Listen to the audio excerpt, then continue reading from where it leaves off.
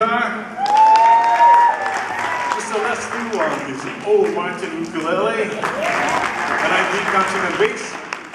When we formed the group here, we were part of the Hawai'i Opera Theater chorus, and after rehearsals we would get together and kind of tailgate and a little partying just to relieve the stress and everything. And finally we had one of the chorus directors actually ask us to play at her baby's luau. And so to become a group, we had to run out to Don Quixote and buy $10 shirt sets so we look alike. So now, some of us are kind of old already, so we get that 10% discount on Tuesdays. Anyway, our next song, what we tried to do in our group was try to bring back the old nostalgic sounds of Hawaii. And we try to do this, if you just imagine yourself sitting on the beach. Hawaiians love to write about love and everything.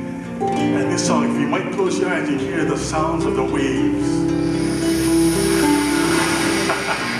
Or maybe even a passing bird.